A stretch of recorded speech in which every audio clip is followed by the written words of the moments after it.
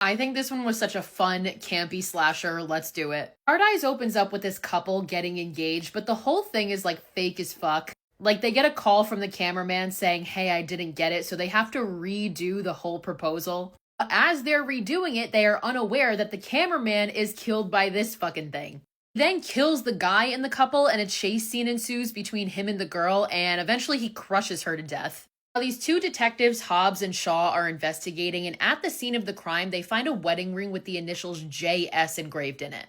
So, through news broadcasts, we find out that this is happening in Seattle. And for the past few years, there has been this serial killer that is known as the Heart Eyes Killer that has been traveling throughout different cities and murdering couples on Valentine's Day. So his new city is Seattle, and on the news, we also find out that he murders a second couple at a spa.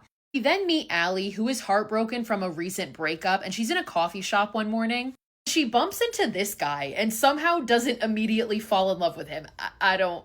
You can tell he's into her, and they accidentally bump heads, and she gives him a nosebleed and is just super awkward and runs out.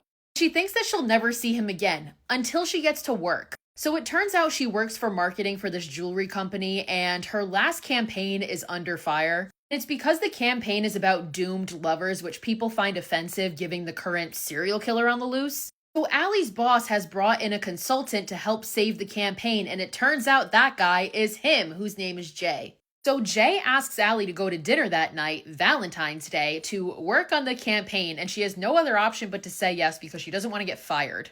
They get to the restaurant and they sit down, and Allie is quite frankly a total bitch to the point where Jay eventually gets up and is like, "Yeah, clearly you're not in a good space, like I'm just gonna go." Allie actually ends up feeling bad and she ends up chasing him out. She proceeds to panic when she sees her ex-boyfriend walking up with his new girlfriend, so she kisses Jay to make her ex-boyfriend jealous. But unfortunately for them, we see Hard Eyes watching from afar, so he now thinks that they're a couple.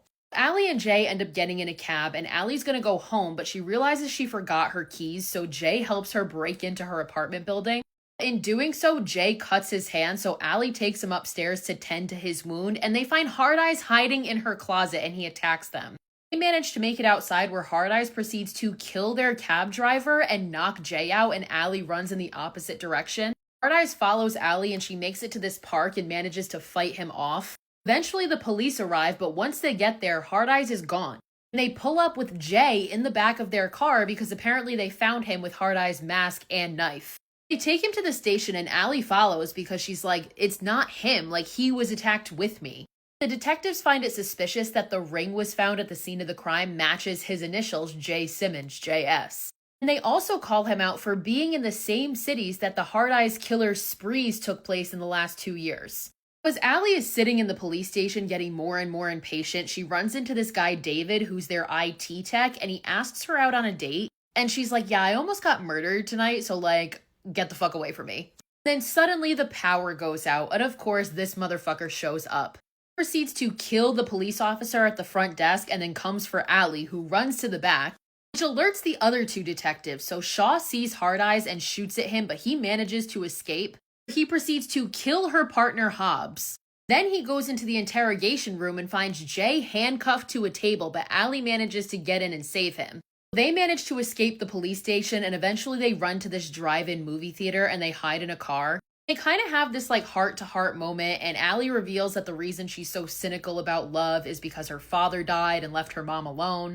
That's all sweet until Hard Eyes comes in and just starts killing people on his way. And this includes the couple that are in the car that Jay and Allie are hiding in. They go to run away, but then they realize if we don't stop him, he is just going to keep killing people. So they take a tire iron and they go after him, and a fight ensues between the three of them, but ultimately they're able to kill Hard Eyes. As they go to unmask him, they reveal it's a random guy. They have no idea who it is.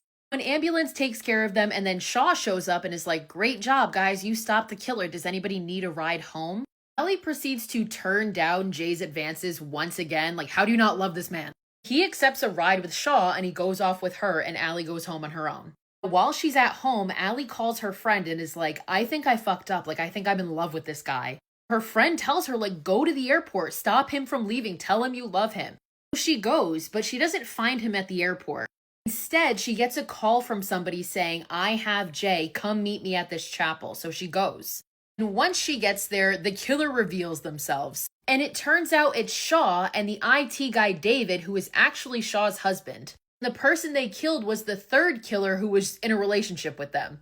They reveal that their motivation for doing this is they just have a kink for killing people. It turns them on. They give Allie a choice and they give her a gun and say either kill Jay or kill yourself. Only one of you can live. Allie first points the gun at herself but then turns it on Jay and shoots him through the shoulder. The reason she does that is because Shaw is standing behind him and it goes through his shoulder and shoots her in the stomach. So Shaw goes after Allie while David then tries to fight Jay. Ultimately, Jay is able to stab David in the eye with one of his own arrows, and then he falls on a bunch of candles and sets himself on fire. Shaw sees this and is devastated and turns on Allie, who then stabs her through the mouth with her metal straw. And then she proceeds to push Shaw into this statue of Saint Valentine, who is holding out a sword, and it decapitates her. Of course, it's never that easy. David comes back to life for a second, but they manage to shoot him and they're safe. They're officially okay.